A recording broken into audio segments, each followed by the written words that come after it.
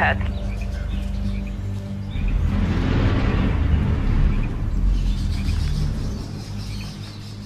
Duke, Kit, did you guys hear that? Yeah. Closer this time.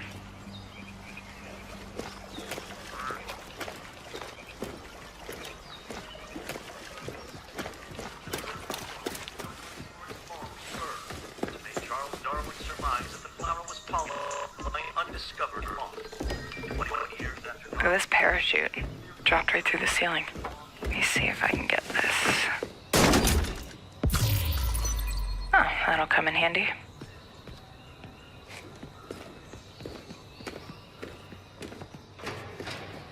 So you guys are coming or what? Yeah.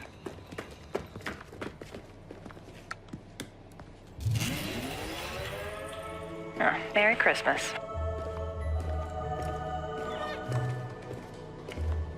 Ah, here's the door.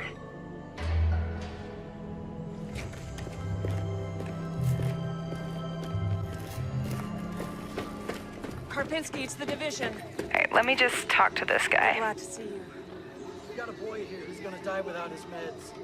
Those True Sons assholes confiscated them, along with most of our drinking water.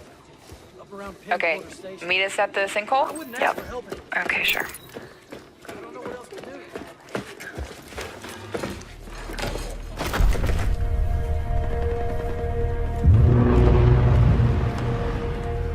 Wow. Okay. Definitely from the capital. You should have a new side mission on the map. Yeah, we're not that far. Okay, do it after the crash site? Sounds good.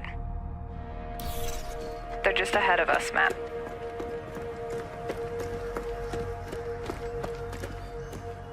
Hey, I see you. I'll be up in a sec. Kit, we gotta get you leveled up. I know, please help. I've been busy. Toxic chemical residue detected. A lot of loot down there. Hey, you guys should really check this out. Almost there. So that's the control point. Hey, wait for me. Crap, they have a tank. Yep, I see him. Don't aggro him yet. Let me adjust my build. Got my crossbow and chem launcher.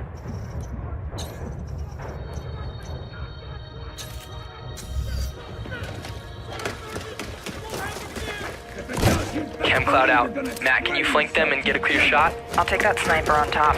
Wait for it. Got her.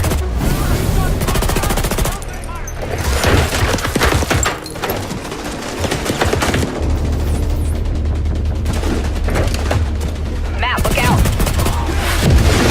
Alright, let me try to get that tank off you. More bad guys on the other side of the plane. Grenade, grenade! Dude, come on. Yep. Matt, I need your help. Over here.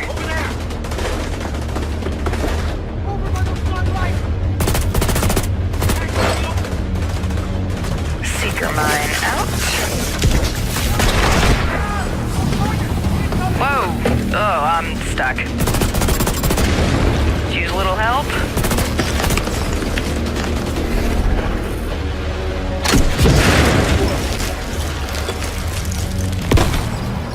Thanks, Matt. Oh, there's a dude rushing through the plane. Guys. Yeah, I'll see what I can do. Got him. I'm down. Yeah, hang on, I'll get you. Is down. I'll cover you guys. Come on, come on.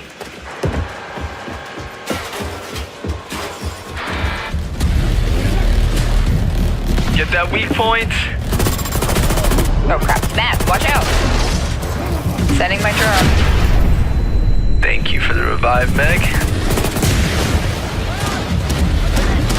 I've got this guy behind the tank. Matt with the hive, nice. Alright, just lay it on him. Again? Drone down. Now there goes his armor. Ah! You're on your own. Keep going. Good job. Level up. Level 30. Oh, sweet. Congrats. Alright, flare is up. Control point is ours. Nice. Guys wanna check out the plane? Let's go. Analyzing ballistic residue. Looks No like a match found. rough landing.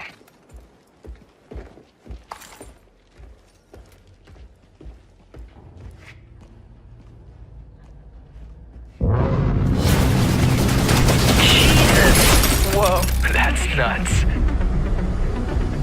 Let's check it out. Great idea. Let's just die. So, game plan. Take the capital back. I think we're ready. 3, 2, 1, go, go, go, go, go!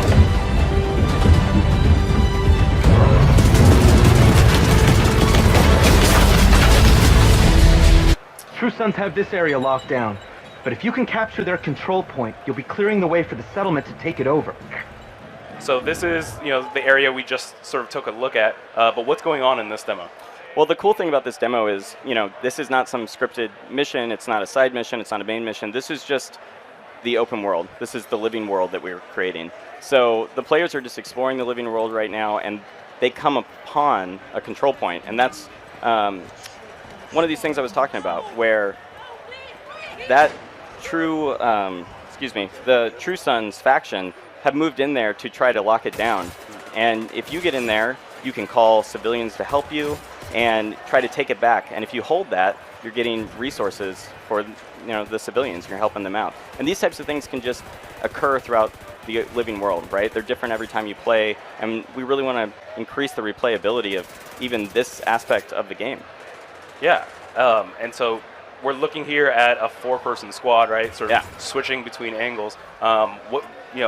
Walk us through a bit of what these players are doing, what each specialization might be. Yeah, so I think like the most noticeable thing right off the bat is they're using cover a lot, and that's a core pillar of what we're trying to do. Is we want to really put an emphasis on the core shooter feel, right? So the lethality is, you really feel it. You want to fight from cover. It feels very tactical, and so you'll see them using a lot of very smart cover and getting kind of flushed out of that cover throughout the demo, right? And having to kind of react on the fly as to what the AI are doing.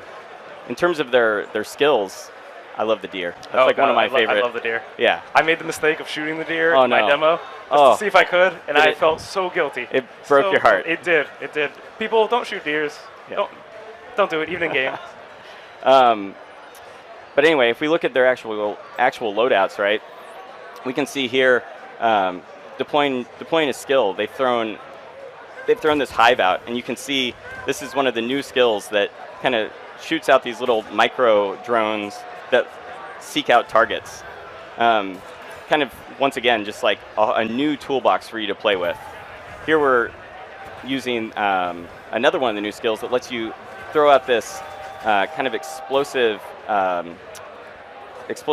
mist into the air, and when bullets penetrate inside of it, it lights on fire. Oh, so there's clouds of fire. Clouds of fire, right? And you can imagine you could lay down this cloud of fire, throw the hive in there. The hive lets out the chain reaction of fire throughout the battlefield. We're trying to create a lot of interesting synergies between what players can actually build. Yeah. And I think, we started off in sort of a enclosed interior space, and now we see the Capitol building in the background. It's a much more open space, like you were talking about, than we'd ever seen before. Yeah, absolutely. I think even that first building we went through, you could have come in through the second story or the bottom and attacked from all these different angles, and it feels like you have options. But then you get into an environment like this, and you could completely 360 flank around this space. There's tons of different tactical positions, and I really think it's going to add to the replayability of the game. I'm really excited about it. Yeah, and you're totally right. Just even seeing here trees and grass and greenery, in the hot DC summers, feels like a total change of pace for the Division. That guy just got some sick loot out of that supply drop that was stuck up in the tree. We're trying to hide a lot of stuff like that around the space, which is cool. Yeah, so I mean, the environments are worth exploring too. Yeah, right? exactly. Yeah, you wanna pay attention and look around. Not only pretty, but they got loot. That's what this is really about. Just give me more loot. Yeah, right. Yeah. So here you can see, the control point is up. The True Sons have captured it. When you go in, you could totally try to take this control point back on your own, or you could call in nearby allies. So you shoot off a flare, and that actually calls civilians to come and support you and try to take this back, and then they'll hold it. And they're really out there, and they really have to travel to this space, and it's all part of this living world simulation. That's awesome to hear. Yeah. So, I mean, we're looking at a 4-player team right now. Yeah. But of course, you can play this all by yourself. So if Yeah. you need a little support, Yeah, absolutely. shoot that flare up, right? You got Yeah, and you can kind of get into position, shoot off the flare, see them approaching, wait to attack until they're there, and kind of really plan out your attack in a more strategic way. Yeah, that's awesome. So here they're fighting the True Sons. What's important about this point? Why is it a control point? So each of the control points, there's lots of them littered all around the environment, but they're places that would have some sort of resource that these factions and these settlements need. So it might be, water supplies or food, or there's varying things that they go after. But yeah, each environment has something that these factions want out of it. And this one on top of it is, an amazing crashed Air Force One, which kind of does add to the spectacle. Oh yeah, certainly. What I think what's cool that we're seeing here too. Yeah, you'll see the task force has just arrived from when he kicked it in. Sorry to. No, absolutely. But we get all these different perspectives, and you see how different you can play. You can be right up there in the middle with a shotgun. Like this person just pulled out their specialized weapon, which is the grenade launcher. And you actually have to collect special ammo for that. So you'll be collecting special ammo for your weapon as you play, and and then using it at really the right moment, right? So it's these big explosions of power that are super impactful on the battlefield. Yeah, we just saw the drone there as well. Yeah, this person just pulled out their 50 cal sniper rifle. It's pretty meaty. We're jumping right into it. We're going to show live exclusive gameplay of The Division 2. Yeah. I have with me Matthias Carlson, right? Producer. Matthias Carlson, yes. And Christian Panner, game director and producer respectively. How you guys doing? Excellent. Yeah, you excited? Super excited, yeah. Amazing. Well, congrats on the exciting reveal at the Microsoft conference, and obviously the amazing news during the UB conference. Yeah. So today, to our left, we've got Yannick Bochereau, ComDev on The Division 2, and 3 other devs from the massive development team. They'll be showing a 4-player co-op, tackling a control post. And Yannick will be walking us through a little bit into his strategy. But first of all, I wanted to ask you guys, what are we going to see here? Well, this is, first of all, actually the E3 demo that we're showcasing here at E3. So people can play this at the LAC, at the Ubisoft. If you're in LA and you're going to E3, you can play what they're playing right now. So that's awesome. That's really cool. So this is it's a tiny little slice of the open world in Washington, D.C. in the Division 2, right? And this is actually, they're on their way towards that same crash site that we saw in the E3. Right, the Microsoft brief, yeah. Yeah, the crash of the Air Force One. Except right now, it's tackling at a different entry point than what was shown at the Microsoft conference. Am I right? Exactly, yeah. And so obviously the big reveal was the setting, Washington, D.C., capital city of America. Christian, I want to ask you, what was the reasoning behind that? Can you tell us a bit more? Yes, absolutely. We were very excited to showcase that yesterday in our reveal, and to show more, of course, today. We had multiple options. We investigated multiple options, but for us, Washington DC felt like the natural choice for 2 obvious reasons. One, of course, is the seat of power in US, and second, it's also the home of the headquarters of the Division. Right, the HQ of the Division agents, absolutely. Right? That's awesome. And I can see there is no more snow nor ice. Can you tell us a little more about really the timeline from the Division to the Division 2? Yes, absolutely. In Washington, D.C., we are now in the middle of the summer, 7 months after the events in New York City. So the summer, the season, allow us to showcase a vibrant city where nature is now taking over the city. It's beautiful. Hey Yannick, can you do just like a pan? Oh, I guess you're in action right now, but just like the pan of the city here. I mean, obviously, it's beautiful in its own way. It's got character. Yannick, why don't you tell us a bit more on how you plan to tackle your playthrough? Try to spread around actually, so we can have a bit of a tactical approach to things and not just like face tank. So that's we'll see how that plays out. I think we should pay extra attention to Yannick. Yes, exactly, and just judge him. Don't no judge pressure. me. I've been judged for my hand wave already earlier. So. Okay, so Matthias and Christian, I played some of the Division. I haven't played hundreds of hours like the thousands of players out there. If there was a few things you could say about the Division 2 that new players should know, what would you say? The list is long. I mean, we're very excited, both as gamers at the office and as devs, right? Of all the things we refined, tweaked, and tuned from the Division 1. Everything from the combat to refining the RPG and all that. So there's a lot of that, but also a lot of new things. So I think where they are right now, the open world is one of them. It's first of all 20% bigger than the first game, New York, and it's very, very faithfully recreated, almost one-to-one with the actual DC, right? That's amazing. And sorry to cut you off, but Christian, you mentioned, so you guys chose watching the DC. I'm curious, did the team take any trips there to kind of really get an authentic recreation of Washington, DC? Absolutely. We had multiple trips after we chose this setting, and we met with different architects from the city, with urban explorers, with artists from local artists that's awesome. to make sure that everything, it's looking beautiful in the game. So people living in Washington, DC can kind of walk around and try to find their homes? Absolutely.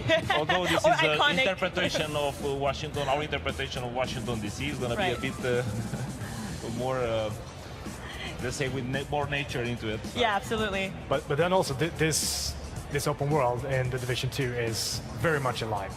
We put a lot of love, sweat, and effort into creating this living world system where not just the enemy factions of the world spread out in different areas, right? But also the civilians that you're fighting to help and protect. They're all doing things in the open world dynamically. Oh, that's awesome. So they're acting on needs for resources and goals of what they're trying to achieve, not least to control these key strategic locations like this control point here by the crash site. This creates a lot of movement and activity, and ultimately things for you to do as a player and surprise. Right. Because you don't know what's going to happen around the next corner. Right? Absolutely, a lot of gameplay opportunities for the player to kind of pick and choose exactly what it is that they want to do. And so right now, they have reached the control point. I take it. How you doing there, Yannick? That's fine. We are gonna, we all enter from the same area. Actually, we just try to rush into it, and we are pushing our way through. So far it's fine, but we have the tank coming now, so... Oh, well, good luck with that. Matthias, so what faction are they playing against right now? They're playing against a faction called the True Sons. Nasty people. Nasty people that they should get rid of. Yeah. And so I know another big reveal, big new feature that was mentioned during the Ubisoft conference are the specializations. Right. Can you tell me a little more about that? Specializations is really adds a new extra layer and dimension to endgame, where you've been going on this incredible journey through the game, through the leveling game, the campaign. You've been growing in both power and capability. Right. You've been getting new skills, mods for those skills, weapons and gear, etc. When you get to endgame, you're presented with a choice of how do you really truly want to specialize now. Right. The first choice is the signature weapons that we saw in the conference, right?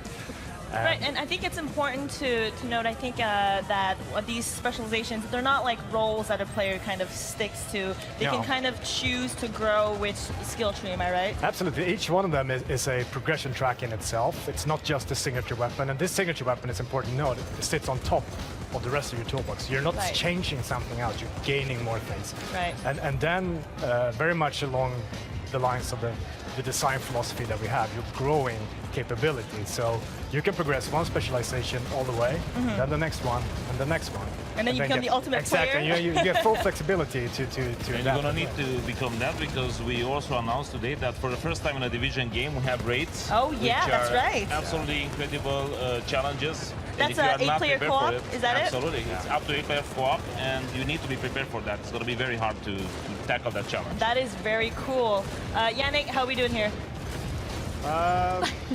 Like that. Just blowing stuff up with my grenade launcher. Have you been downed yet?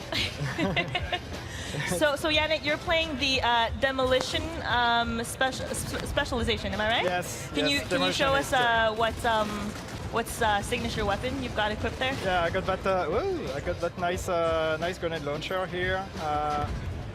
And so I get to make a lot of very nice explosions. You get to blow shit up? Yeah, like that. And our other massive developers here, I believe are playing Survivalist and the Sharpshooter, am I right? That's correct. I don't know if we can get the player, the audience to see the skill set of the other specialists. I believe that's the sharpshooter, am I right? That's correct, yeah. So the demolitionist that Jank is playing has the grenade launcher, which is all about, you know, radius, controlling an area, creating mayhem, flushing enemies out of cover, getting several of them in the blast at the same time, etc. Right? Absolutely. Whereas the sharpshooter has this super powerful sniper rifle, 50 cal, that can penetrate several targets. So you can find your angles and line them up, and this feature that we have very prevalently in Division 2 on the enemy archetypes, the weak points that are associated with the enemy's special abilities. Oh, that's great. You can pop all of those coming in and out of the target. Looks like Yannick actually did it. He captured the control You point. did it! Congratulations. Yay, congrats! That's surprising. That's It awesome. is surprising. I feel like he didn't do as good during the rehearsals, but I feel like the pressure has cost him to up his game. All right, so if well, I think we're done taking over this control point now. Yannick, why don't you come join us over here? It's really directly fulfilling that fantasy of like, I really want to go in that kind of role, and I want to like grow more and more into it, especially in endgame. And so I think this is going to be something that Division players are going to love. That's awesome. So let's check in with Think Pen over here. I think she may be trying to tackle the control point in a different way. I mean, and it's something that you can do in the Division, right? You can kind of really tackle any challenge the way that you want with the playstyle that suits you. Right, and so it's important to note that what they're playing here, this is not a mission. Right, this is just one of the many open world activities that you encounter when you're out and about exploring the world. And that's another aspect of DC being a fantastic setting for us. That it's like, for people who haven't been there, it's a very diverse city in terms of its different biomes and districts. We have almost jungle-like nature up around the Potomac, and then these big wide open spaces of the mall really lends themselves to open area combat like we saw, where we can really think about, okay, how are we going to approach this situation? Right, how to strategize exactly with like your team of co-op players, or I mean, you can go at it alone if you wanted to. You can play everything in the Division, if you so will. That's awesome. I mean, Yannick, I think we've got some questions from the community. Yeah, we've got a couple questions. We have XX Inside XX who's asking us, is the DZ coming back? Absolutely, we're going to have Dark Zone in the Division 2. It's going to be a revised version of the Dark Zone, and it's going to be ready at launch. Revised as in nice. As in absolutely fantastic. As in the best Dark Zone ever. All right. We also have a session who's asking when does the beta start and how to sign up to it. What we try to do with the beta is that as long when we get closer to the launch, we want to be very, very prepared. And so closer to March 15, we're gonna be able to give you more details about how when we're gonna start the actual beta plan. Okay, but you can sign up now. You can sign up now, right? Exactly. thedivision.com/beta. Register now. You're such a pro. You're so good. And so, what kind of presents you guys have at E3 this year? You've got the booth, the Ubisoft booth, where people can play the demo that we're showing right now. And I believe ComDevs have some live streams on the Tuesday and Wednesday as well. Yes, we're going to start our live streams tomorrow. We are going to be streaming for like 2 days, total of like 14 hours of live stream. We're going to be showing more of the demo. We're going to be sitting down with some of you guys, showing people from the team, showing people from the community. We have a lot of things coming. Amazing. And so you mentioned a closed beta. People can register right now. Where is it that they could register? Is there a website? I will say that again. Do your thing. And crossbows, and these really add on top of your other build that you're already creating to kind of just specialize you a little bit more, create interesting group synergies. And also, just if you're a solo player, it lets you play the way you want to play. Yeah. Keep customizing. So, I mean, you mentioned that end game first philosophy. Was that really something you took away from the Division 1 of giving players, a lot of things to do even after they finish the main campaign? Oh yeah, I think if you see the type of stuff we continue to add right through year 1 and year 2, there were tons of different game modes. There were world expansions. There were Dark Zone expansions. All of these things, and it's because the players who play this game are very passionate and they consume content, man, and you just always want to give them more stuff to play. It's awesome. Absolutely. So yeah, we have the sharpshooter specialization up right now. Let's look in a little bit in depth in some of this gear. Yeah, so you can also see here that your normal gear that you're equipping, your 6 major slots, have brands associated with them now. And that adds so much to the game because on top of, trying to get a really good set of knee pads, you're trying to combine brands together in interesting ways as well. And it's just, I really think the core loot game is going to be super interesting in this one and in a real evolution. Yeah, that's always what hooked me on the first division. Yeah. You can also see some of the new skills in play here, like there's a support drone that you can actually pop out and it follows you around the battlefield, and it makes you just have an evolved sense of the Shade Tech from the first game. It feels like heightened. It's really cool. Yeah, no, that's awesome. And so as you mentioned, the sharpshooter comes with the sniper rifle. That's his signature, or his or her signature weapon. What other specializations are there? Yeah, so there's a demolitionist, and they have a rocket launcher, and then there's also a specialization that gives you a crossbow with an exploding tip arrow, which is the fantasy of it is pretty amazing. But the weapon is just kind of like the centerpiece of the specialization. Just picking your specialization kind of adds to your toolbox, so it really opens up a whole new progression path, even past getting the weapon, which is that's the front and center thing, but there's a lot of interesting progression inside of the system. So yeah, absolutely. So let's jump into the map a little bit and take a look at DC.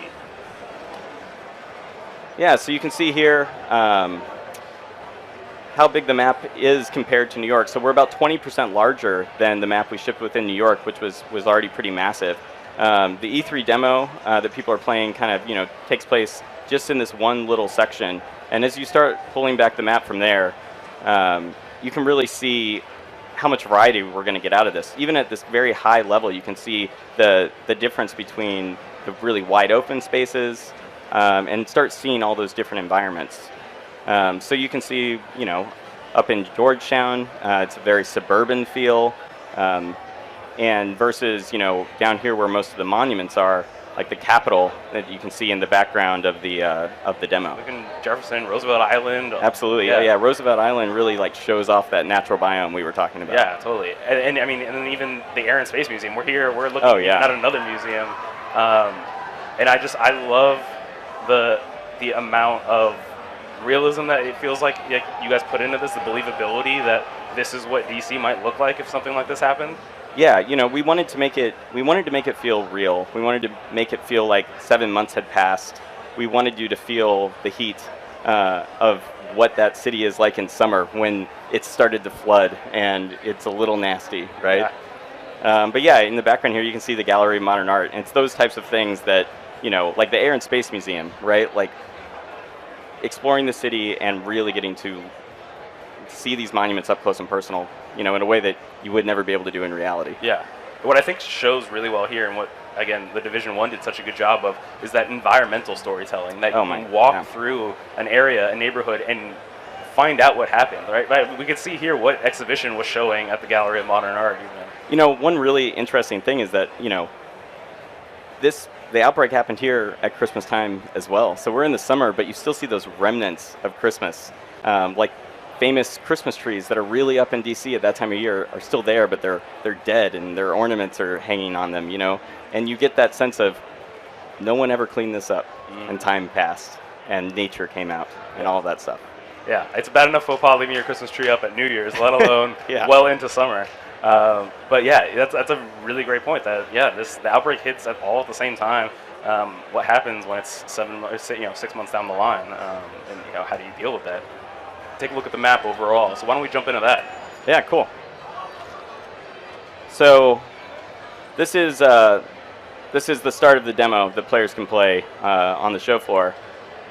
So you can kind of see here, right away, summer, very different kind of environment.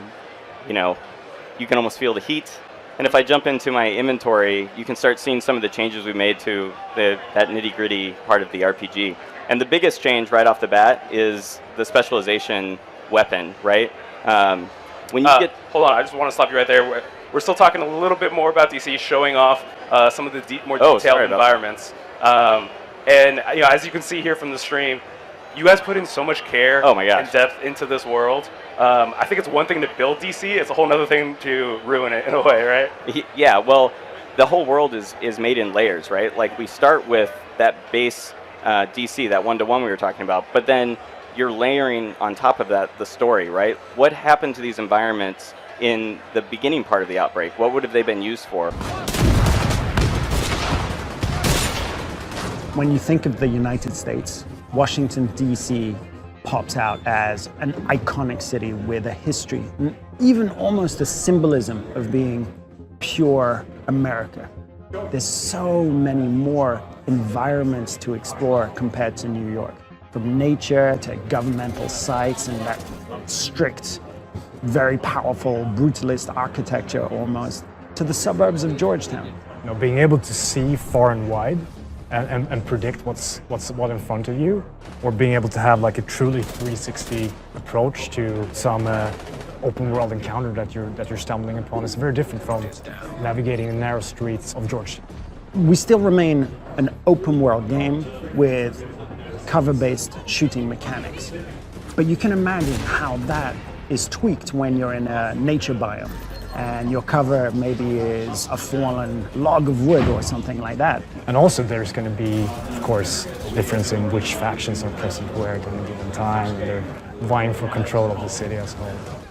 The enemies that you'll be facing all have a vision for how the country should be run, whether it's the country or their little fiefdom, a few blocks, that sort of control. The enemy that we're featuring in the E3 demo are called the True Sons. And these are, the bullies that you had at school that used to push people around. They're people who really prey upon the weak. And their vision for the future of the States is one of tyranny, and that has to be stopped. The enemy factions and the civilians, they're out acting with needs and goals and intention, and creating emergent activity and surprise for you as a player. So of course we'll still have safe houses. Those are incredibly useful gameplay-wise, but settlements are key locations. These are the locations where civilians are trying to rebuild. And by helping those civilians, we're going to be able to see a direct impact of your actions on the world. When you reach max level, when you finish the campaign, we're going to give you a choice of a signature weapon. Now, the 3 signature weapons that we're talking about today are the crossbow, the 50 cal sniper rifle, and the grenade launcher. So it's really about giving the option to the player of going deeper into a playstyle and choosing exactly how they want to play. Doesn't mean that they're mutually exclusive. You can mix and match. You can choose a 50 cal sniper rifle, unlock some of its advantages, and then decide, okay, I want to go to demolitionist with the grenade launcher and unlock some sort of mods for my skills based on that progression path too. We really want Endgame to be for everyone. And we're making sure in Division 2 that it's there, it's strong day one, but it also caters to all types of players. Endgame doesn't equal hardcore, but it needs to have a deep hardcore aspect to it, so that if you really want to challenge, if you really want to compete, it's there for you. Every single activity that we could dream of is only going to be expanded, and you'll have a choice of a huge amount of activities for Endgame. But we have a twist at the end of the campaign, which is a huge hook, narratively and gameplay-wise, that'll, take people by the scruff of the neck and drag them into Endgame. And it's super compelling. And, we revealed today that we're going to have raids for the first time. That's 8-player raids, and those will be the most hardcore of challenges for Endgame. It's very important for us that you get to play as you like. When you're playing the raid as a full 8-man team, that variety of different specializations, but also the different builds is going to be, of course, important. Yeah. When the game sings, it's when you're playing with other players who know what they're doing and you can strategize. Just like the first game, the entire story-based campaign can be played only by yourself or in co-op with up to 3 other agents. Absolutely every single activity.